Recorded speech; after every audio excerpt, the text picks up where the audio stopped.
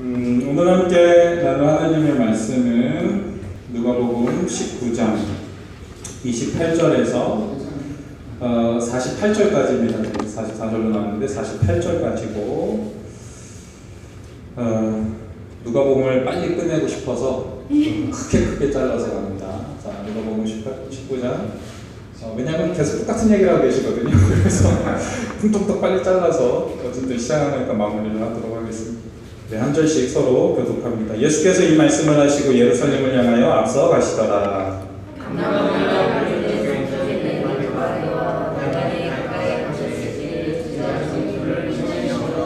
이르시되 너희는 맞은편 마을로 가라. 그리로 들어가면 아직 아무도 타보지 않은 나귀 새끼가 매어 있는 것을 보리니 풀어 끌고 오라.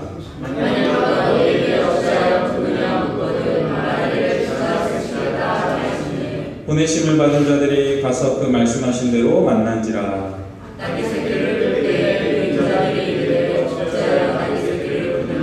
대답하되 주께서 쓰시겠다 하고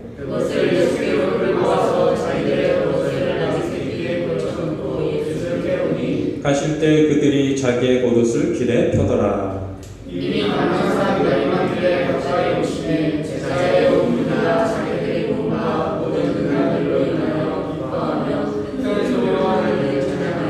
이르되 찬송하리로다. 주의 이름으로 오시는 왕이요 하늘에는 평화요 가장 높은 곳에는 영광이로다 하니.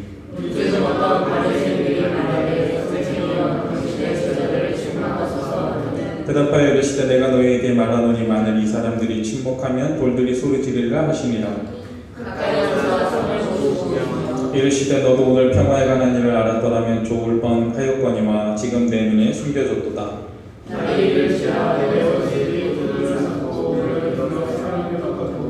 또 너와 및 그 가운데 있는 내 자식들을 땅에 메어치며 돌 하나도 돌 위에 남기지 아니하리니 이는 내가 보살핌 받는 날을 알지 못함을 인함이니라 하십니다.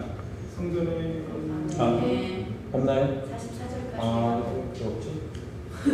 제가 읽어드릴게요. 밑에 성전에 들어가서 장사하는 자들을 내쫓으시며 그들에게 이르시되 기록된 바 내 집은 기도하는 집이 되리라 하였거늘 너희는 강도의 소굴을 만들었도다 하시니라. 예수께서 날마다 성전에서 가르치시니 대제사장들과 서기관들과 백성의 지도자들이 그를 죽이려고 꾀하되 백성이 다 그에게 귀를 기울여 들으므로 어찌할 방도를 찾지 못하였더라. 아멘. 자, 드디어 예수님이 예루살렘에 입성을 하십니다. 오늘 본문에서 이 장면을 묘사하고 있는데 그 묘사하는 내용들을 이렇게 살펴보면 자, 이렇게 전개가 되고 있는데요. 간단히 설명을 드릴게요. 예수님께서 예루살렘 인근 베단이라는 동네에 다다르셨을 때에 제자 두 사람을 보내서 나귀 새끼를 가져오라 라고 하는 장면, 그리고 그 요청에 순순히 응하는 그 나귀의 주인, 이어서 제자들이 그 겉옷을 안장 대신 깔아놓고 예수님이 그 나귀 새끼를 타고 감람산으로부터 예루살렘을 향하여 이렇게 내려가십니다. 근데 따르던 무리들이 그 나귀가 가는 그 길에 자신들의 옷을, 겉옷을 딱 펼쳐서 레드카펫 깔듯이 이렇게 깔기 시작하고요. 예수님은 예루살렘을 향해서 이제 쭉 내려가시기 시작합니다. 이에 벌써 이제 예수님이 감난산 내리막길로부터 그 내려오는 모습을 보고 그 예수님을 따르던, 그러니까 12제자 외에 많은 무리들이 지금 예수님이 따르고 있는 거예요. 그 무리들이 큰 소리로 기뻐하며 하나님을 찬양하며 예수님의 그 예루살렘 입성을 환영하는 장면이 묘사되어 있습니다. 근데 그 무리 중에는 그렇게 예수님을 좋아하는 사람만 있었던 것이 아니라 그 무리 중에 바리새인도 있었던 거예요. 바리새인도 그거를 따라서 이렇게 오면서 도대체 무슨 일을 하나, 뭐 혹은 또 이 책 잡을 것이 없나 라는 마음으로 따라왔던 것 같아요. 근데 막 온 사람들이 다윗의 자손이 하면서 막 하나님께 영광을 드리고 막 그 예수님을 찬양하니까 그 어떤 바리새인은 예수님께 요청합니다. 저들을 좀 책망해서 좀 잠잠하게 해달라고. 그래서 예수님이 뭐라고 대답하시냐면 저 사람들이 침묵하게 되면 돌들이 대신 소리를 지를 것이다 라고 대답을 하시죠. 그리고 성에 가까이 오자 예수님이 울기 시작하십니다. 그렇죠? 예수님 울기 시작하시고 예루살렘의 그 멸망을 예언하시고 그렇게 슬퍼하십니다. 그리고 이제 성에 들어가시자 제일 먼저 하셨던 일들은 그 다른 복음서에는 이렇게 좀 자세히 기록이 되어 있는데 누가복음에 간단히 언급하고 넘어갑니다. 성전에서 그 제사드릴 이 제물들을 그 짐승들을 돈이랑 바꿔주면서 그 차익을 그리고 환전하는 걸로 이제 차익을 얻던 그 장사치들의 그 매대를 다 들어 엎으시면서 이 가죽으로 노끈으로 채찍을 만들어서 그걸 막 다 쫓아내고 하면서 소위 이제 성전을 정결케 하시는 그렇게 이제 보통 많이들 얘기를 하는데 그렇게 하시고 그 예루살렘에서 수많은 사람들을 향하여 하나님 나라에 대해서 가르치시고 선포하시는 것으로 그렇게 이야기가 종료가 됩니다. 그리고 그걸 보면서 그 바리새인들 제사장들은 어떻게 하면 저 예수를 잡아 죽일까 그 궁리를 하게 되는데 사람들이 워낙 예수를 추앙하니까 이러지도 못하고 저러지도 못하는 것으로 19장이 마무리가 됩니다. 여러분 좀 전에 제가 이렇게 쭉 다시 한번 훑어 드렸는데 이 전개를 보면서 여러분 어떤 느낌이 드십니까? 그러니까 어떤 분위기가 느끼시나요? 갑작스런 명령에도 순종하는 제자, 그리고 예수님이 말씀하신 대로 떡하니 준비되어 있던 낙이, 그리고 수많은 무리들의 환대, 그리고 예루살렘의 멸망을 예고하시고 수많은 사람들이 막 그 바리새인이 뭐라고 시비를 걸자 이들이 잠잠하면 저 돌이여 외칠 것이다, 소리칠 것이다 라고 하는 이야기, 그리고 예루살렘에 들어가서 그 성전의 장사치들을 다 몰아내는 그런 장면들, 그런 것들을 보면서 여러분 어떤 느낌을 받으십니까? 예수님이 어떤 분이시다라는 인상을 받게 되나요? 예수님은 역시 하나님이시고 왕이시고, 그렇죠? 심판자이시고 능력 있는 분으로 그 예루살렘 성의 주인으로 그렇게 비춰지죠. 그것은 사실입니다. 실제로 그러합니다. 그 무리들이 그 예수님을 환호하고 예수님을 통해 하나님께 영광을 돌리지 않더라도 돌들이 대신 소리칠 것입니다. 실제로 그 정도의 능력과 위엄과 권세를 가지고 계신 분이 예수님이에요. 그분은 본디 영광과 능력과 위엄을 넉넉히 가지고 계신 그런 분이다 라는 느낌들을 받게 되죠. 그래서 역시 죽으러 들어가셨지만 그래도 예수님은 그런 분이다 라는 느낌을 우리는 받을 수 있습니다. 그러나 분명한 것은 예수님은 제가 이제 퍼포먼스라는 표현을 많이 쓰는데 실제로 퍼포먼스예요. 예수님은 계속 이렇게 퍼포먼스 하시는 거예요. 그 안에 예수님이 행하시는 모든 일에 하나님의 소위 그 뜻, 의지들이 다 담겨 있어서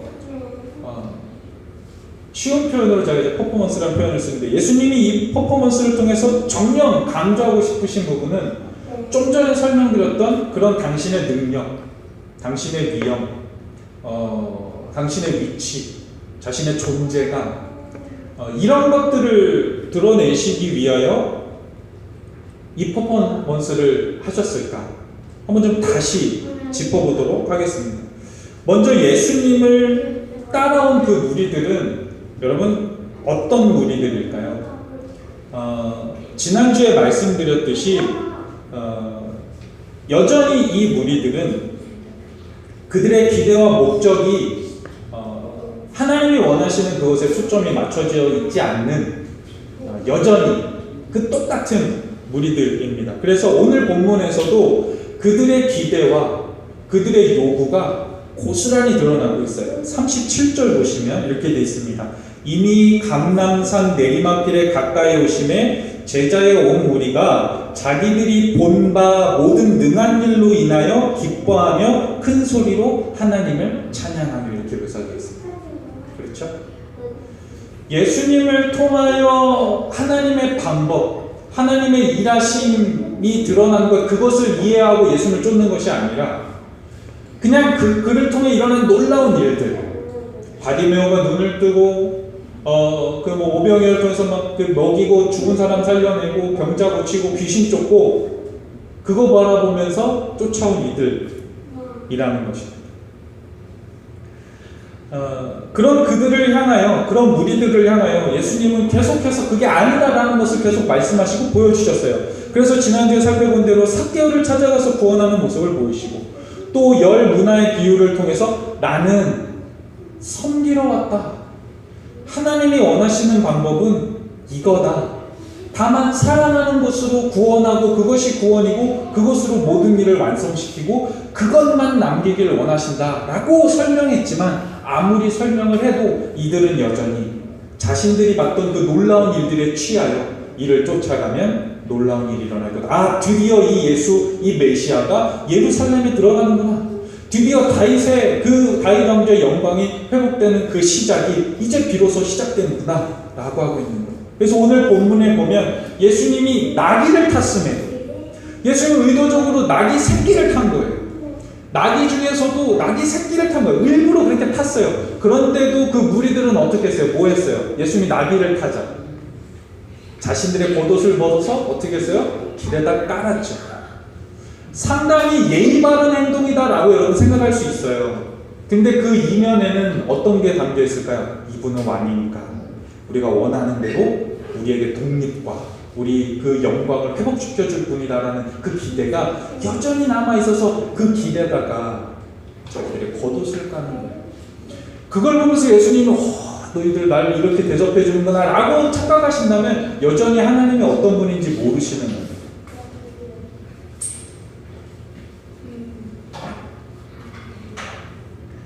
패션 오브 크라이스트에서 그 영화 여러분 다 보셨죠? 그리고 이제 고난주일이면 여지없이 이 영상 잘라서 여러분 보게 되는데, 패션 오브 크라이스트에서 이 장면을 아주 정확하게 잘 묘사하고 있어요. 패션 오브 크라이스트에서 이 장면을 어떻게 묘사하고 있냐면, 그 예수님이 예루살렘에 들어가는 장면 자체를 다루진 않고, 이미 패션 오브 크라이스트는 예수님이 그 예루살렘에 들어가신 후 이야기를 다루고 있는데, 어떤 장면에서 이 예루살렘 입성 그 장면을 다루고 있냐면, 예수님이 채찍을 실컷 맞고 엄청나게 맞고 거의 산송장 수준이 돼서 끌려 나옵니다.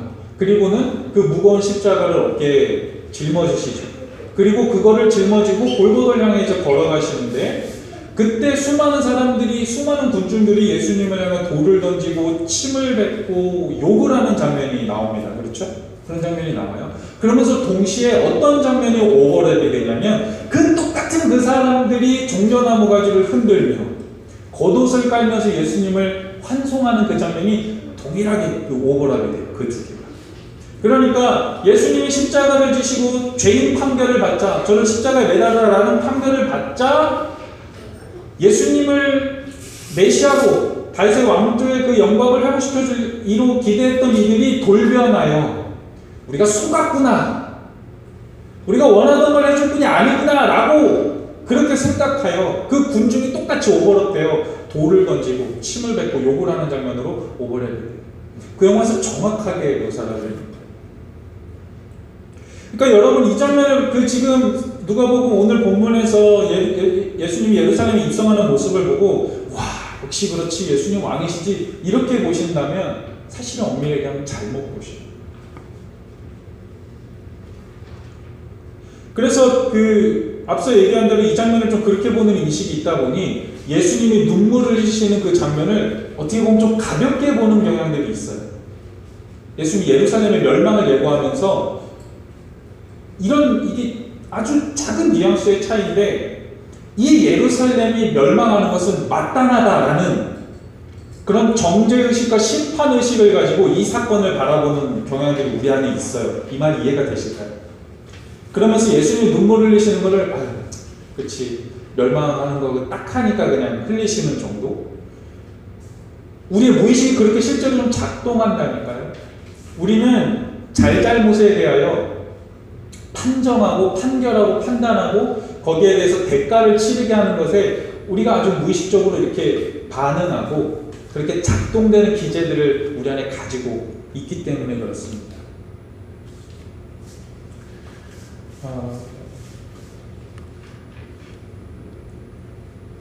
이런 맥락에서 오늘의 본문도 하나님의 승리, 어떤 하나님의 위대함, 그 하나님의 어떤 존귀함, 이런 것들을 강조하기 위해서 지금 이런 퍼포먼스를 하시는 것이 아니라 가장 중요한 장면은 어떤 장면이냐면 나귀를 타고 들어가신 나가 사실은 가장 중요한 장면입니다. 그런데 다른 장면들이 인상적이기 때문에 나귀를 타셨다는 것이 가끔 묻힐 때가 있어요. 근데 나귀를 타고 들어가신 것이 1년에 딱 한 번 부각됩니다. 언제? 고난주간 때만 부각이 돼요. 그렇죠? 예수님이 나귀를 타셨다는 그것이 고난주간에만 부각이 되고 평상시는 이 부분을 가지고 앞서 말씀드린 다른 부분을 가지고 얘기할 때가 많아요. 예수님이 이런 분이다. 대단한 분이다. 순종해야 된다. 이 제자 둘처럼. 가서 말도 안 되는 요구지만 가서 보면 있다. 이런 거 얘기해요. 그 얘기를 하고 싶은 본문이 아닙니다. 왕이신 예수님이 굳이 나귀를 탄 이유에 대해서 여러분 잘 아실 겁니다. 앞선 누가복음의 모든 사건의 기록들이 다 그렇듯이 역시 이 부분에서도 하나님이 어떤 방법으로 일하시는지, 예수를 통해서 무엇을 확증하길 원하시는지 이 장면에서도 분명히 나타나고 있어요. 3년 동안 그 제자들과 무리들을 가르치면서 계속해서 설명하고 또 설명하고 귀에 딱지가 않도록 설명했지만 여전히 이해하지 못한 그 하나님의 방법, 사랑하는 일, 용서하는 일, 인내하고 감당하는 일, 곧 평화에 관한 일. 예루살렘아, 네가 오늘 그 평화에 관한 일을 알았더라면 좋았을 텐데 라고 말씀하시며 우셨던 그 평화에 관한 일을 지금 이 장면에 등장하는 그 어느 누구도 이해하지도 못하고 알려고 하지도 않고 하는 아주 슬픈 장면이라는 거죠.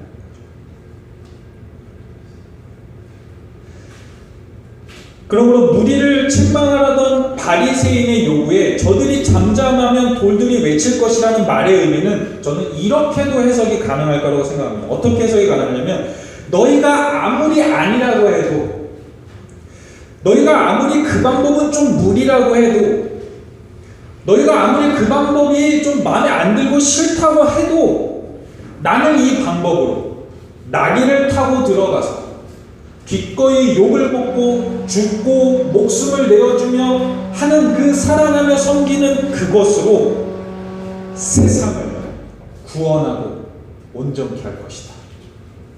너희가 아무리 막아도 돌들이 외치듯이, 너희가 아무리 싫다고 하고 너희가 아무리 이해를 못하고 너희들이 아무리 억지를 부려도 나는 그 일을 할 것이다. 하나님은 그 일을 이루실 것이다 라고 해석이 가능하다고 생각합니다. 요한복음 1장 1절부터 14절 한번 찾아봅니다. 요한복음 1장 1절에서 14절. 요한복음 1장 1절에서 14절.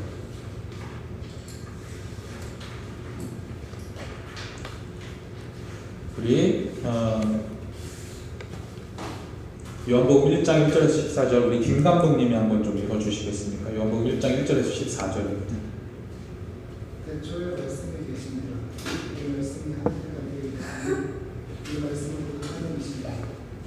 그가 대초에 하나님과 함께 계셨고 만물을 구원하시려고 지은 지은 것이 하나님께서 하신 것이니 그런데 생명이 있었으니 이 생명은 사람들의 빛이니 빛이 어둠에 비치되 어둠이 일하지 못하고 하나님께서부터 은혜심을 받은 사람이 있으니 그의 이름은 요한입니다.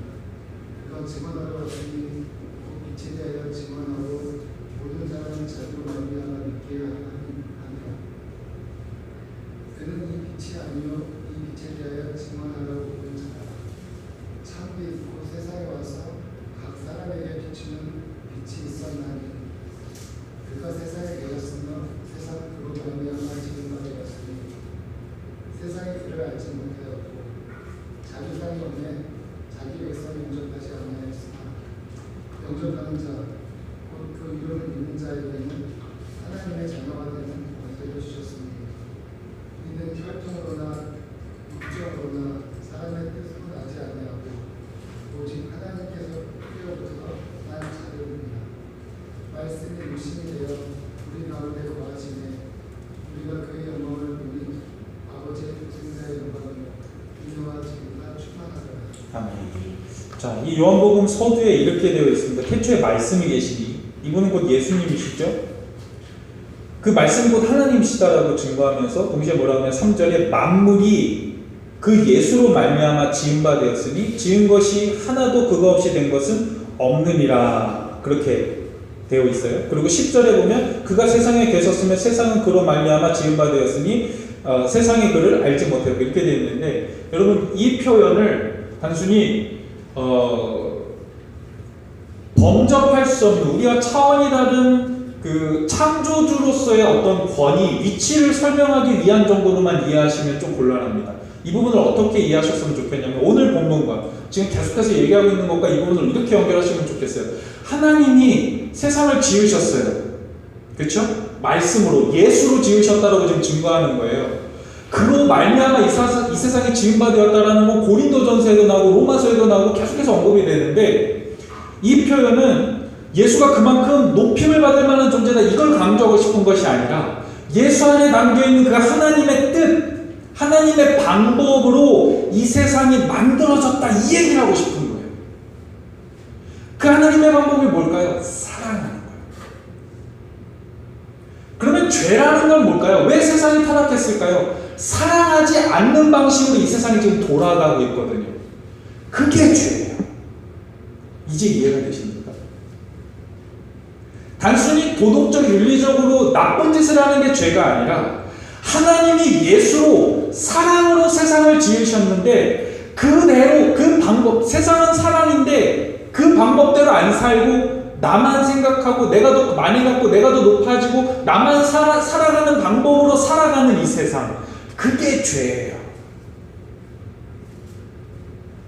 이제 이해가 되시죠?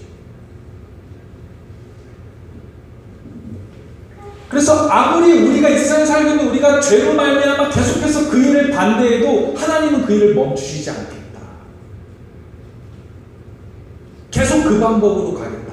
그게 나귀를 타고 예루살렘에 들어가는 거예요. 왕이잖아요. 말을 타고 군대를 이끌고 들어가야 되는데 나귀를 타고 들어가는 걸로 계속해서 하는 거예요. 그 방법이 마음에 안 들다고 하더라고요.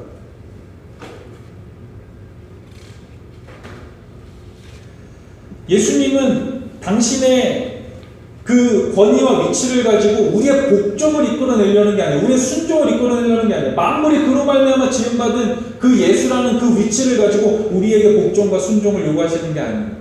예수님이 우리에게 복종과 순종을 요구하시죠. 뭘로 요구하시죠? 사랑으로 요구하시죠.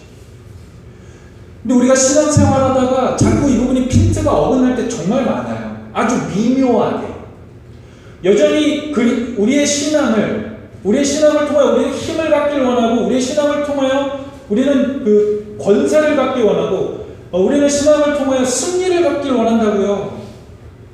잘 풀리길 원한다고요. 아니요. 나귀를 타고 예루살렘으로 들어가는 거라니까요. 우리 신앙의 내용과 목적이 온전히 그거야만 된다고요. 예수님은 누가복음에 지금 일하시는 것들을 계속 그 얘기만 하시는 거예요. 왜냐하면 자꾸 핀트가 어긋나니까.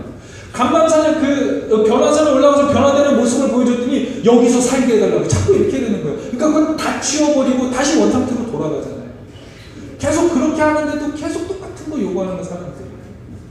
우리가 신앙생활하면서도 계속 그럴 수 있다라는 겁니다.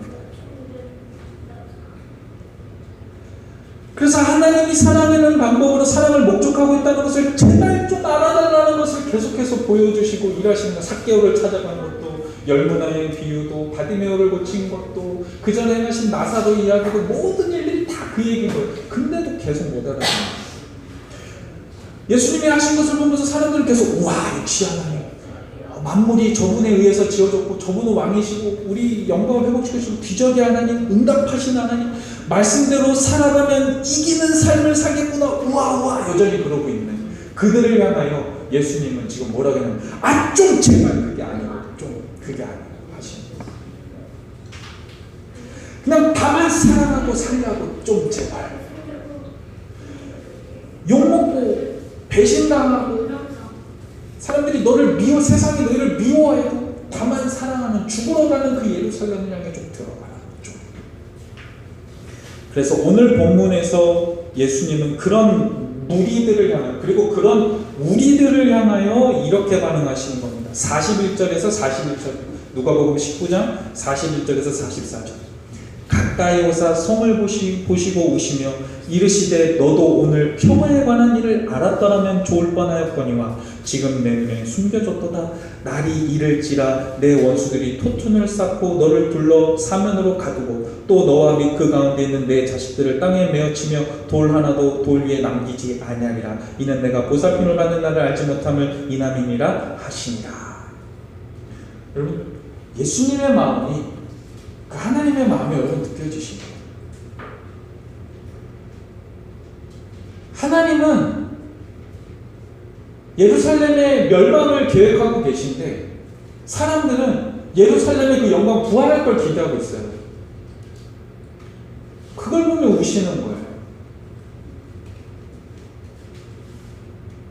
우리는 믿음대로 살면 승리할 거라고 얘기해요. 그런데 그 승리가 성경이 얘기하는 승리와 다를 때가 많아요. 이김을 주신다는 그 말씀에 대해 그렇지, 우리가 순종하고 말씀대로 살면 이김을 주시겠지. 근데 그 이김이 성경이 얘기하는 것과 다르게 이해할 때 우리가 너무 많다고요.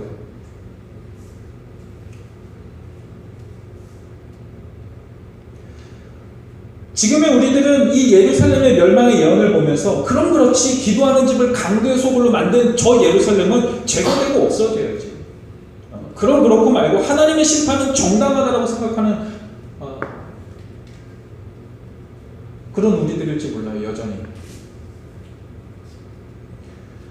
그런 분들께 성경은 계속해서 얘기하는데, 좀 제발 그게 아니라고. 예루살렘의 멸망이 예고되는 이 장면은 퍼니시먼트가 아니라고요. 그러면 예루살렘은 왜 멸망되어야 될까? 왜 사라져야 할까요? 저 무리들에게, 그리고 저 유대인들에게 예루살렘이 전부였기 때문에 없어져야 되는 거예요.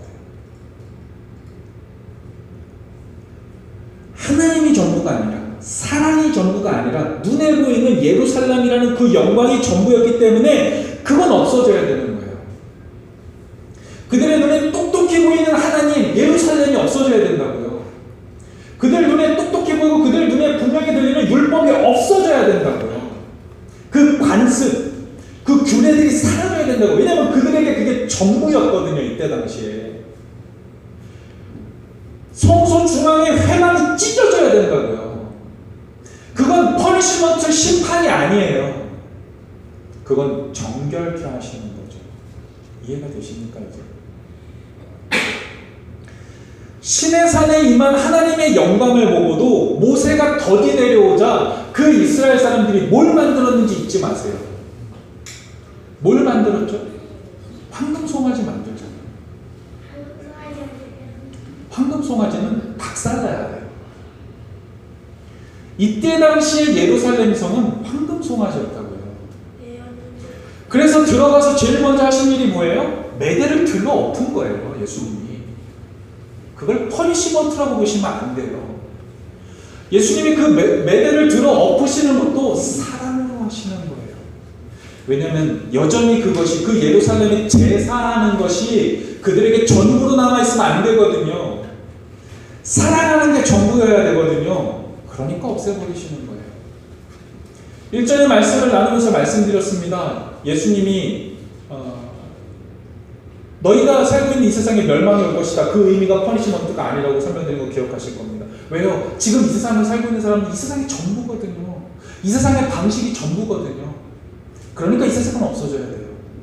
황금 송아지니까요. 그래서 예루살렘의 멸망을 예언하시고 실제로 예루살렘은 없어집니다. 기원후 70년의 로마에 의해서 없어집니다. 로마가 예루살렘에 들어와서 예루살렘을 왜 없앴는지 여러분 역사적으로 그 이유가 뭔지 아십니까? 왜 로마 군대가 들어와서 예루살렘을 없앴을까요? 아시죠? 왜 그렇게 됐는지. 예루살렘의 영광 다윗의 왕조를 회복하려고 계속해서 싸웠거든요. 그 독립운동 자체를 폄하하려고 하는 게 아니에요, 여러분. 독립운동을 폄하하는 게 아닙니다. 그들 계속해서 독립운동했어요. 가론 유다가 열심당하였던 가론 유다가 예수님을 팔아넘는지 여러분 기억하시죠?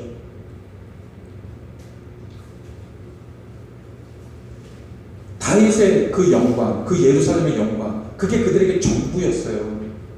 그걸 쫓아가니까 없어지죠. 그걸 쫓아가니까 로마가 들어와서 다 없애버린 거예요. 하나님은 적극적으로 그 일을 하신 거예요.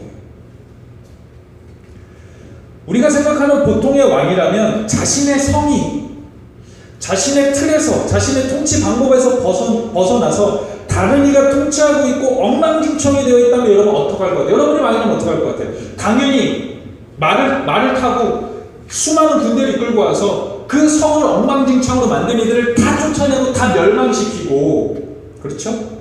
새롭게 만들겠죠. 그런데 예수님 어떻게 하셨어요? 예수님 어떻게 하셨죠? 나귀를 타고 들어가 그들에게 기꺼이 얻어맞고 그들에게 기꺼이 조롱을 당하며 심지어 죽습니다. 누구를 위하여? 그들을 위하여. 예수 그리스도의 십자가를 통해 뭐가 증명되고 뭐가 확증되었는지를 잊으시면 안 됩니다.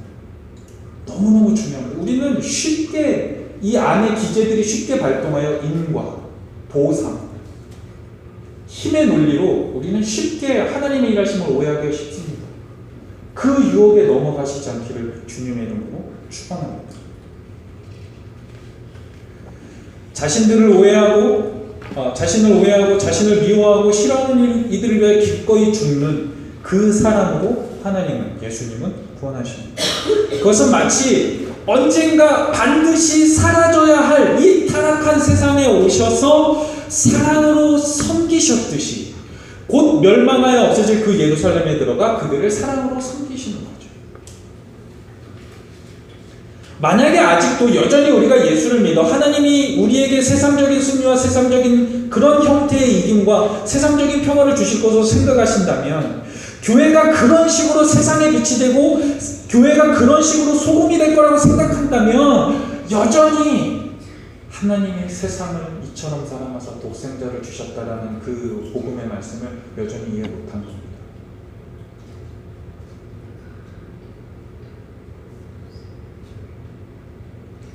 우리가 삶에서 그리스도인으로 살면서 하나님의 일에 동참하면서 실제로 승리해야 할 부분은 다만 사랑하는 일, 용서하는 일, 감당하는 일, 품고 기다리는 일에 승리해야 합니다. 만약 우리의 교회가, 우리의 사역이 아무리 대단한 성과를 내고 그럴싸한 선한 일에, 멋진 일에 성과를 내더라도 우리가 사랑하는 일에 실패한다면, 우리가 서로를 용서하는 일에 실패한다면, 우리가 서로 품고 기다리는 일에 실패한다면 그것은 실패하는 겁니다. 무슨 말인지 이해가 되십니까? 우리는 쉽게 하나님의 일이라는 명분, 사역, 교회라는 명분을 가지고 사람을 용서하는 일을 포기할 때가 많습니다. 그 일에 마땅하지 않은 이들을 배제하는 일에 거침없을 때가 너무 많습니다.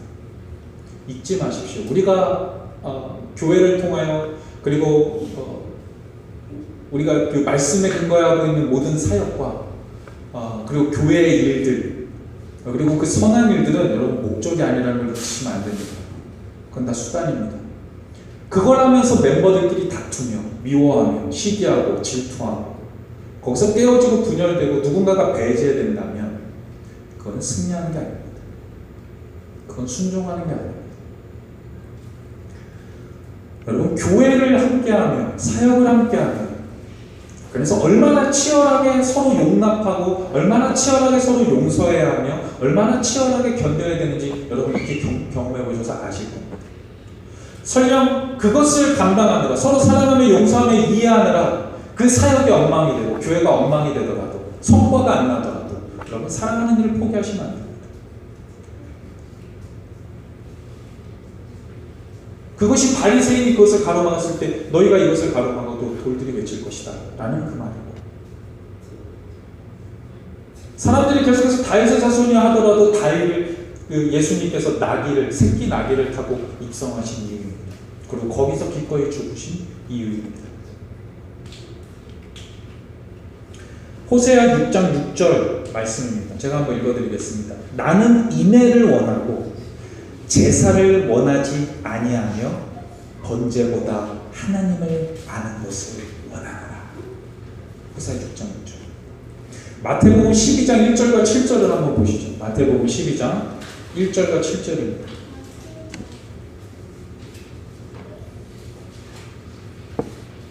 마태복음 12장 1절과 7절. 우리 정 선생님이 한번 읽어주시죠. 마태복음 12장 1절에서 7절.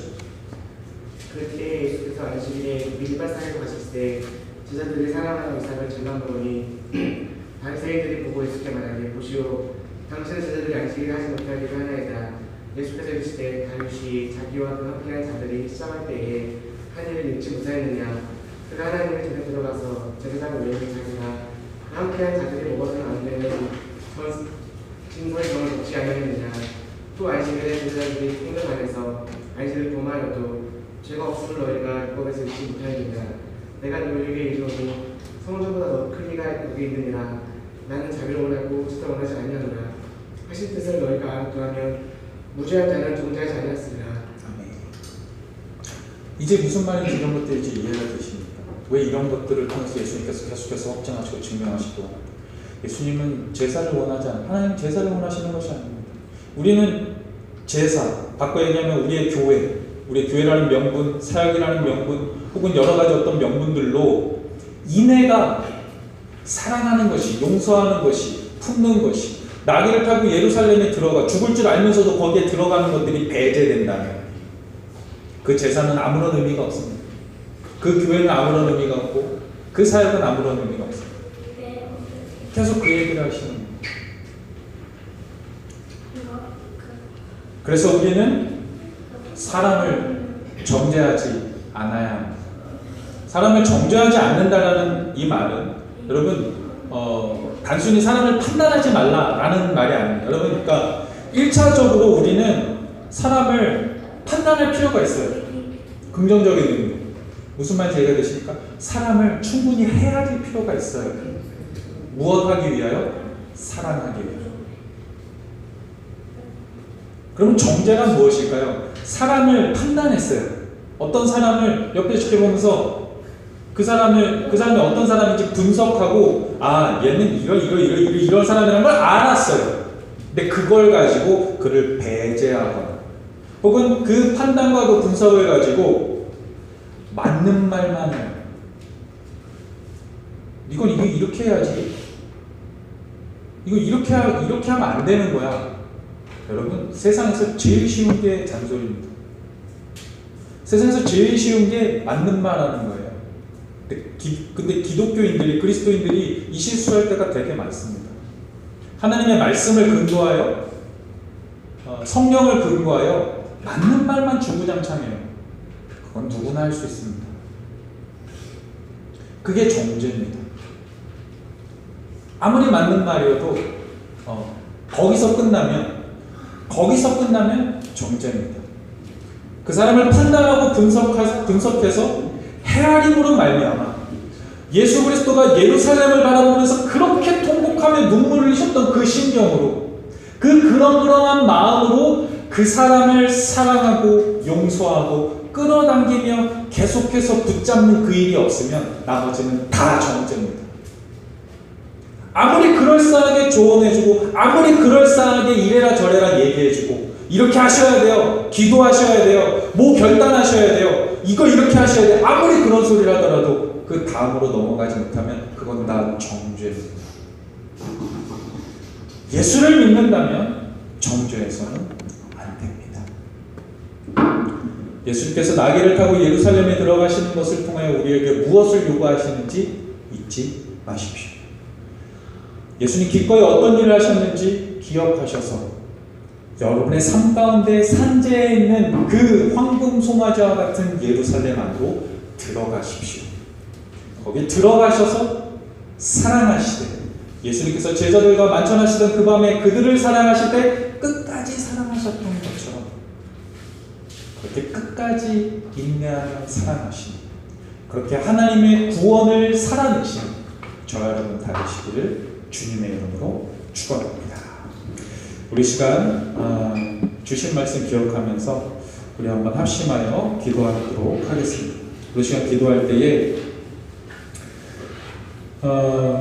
하나님은 계속 같은 얘기 하십니다. 성경은 계속 같은 얘기 합니다. 왜냐하면 이 싸움이 정말 간단하지가 않아요. 우리 안에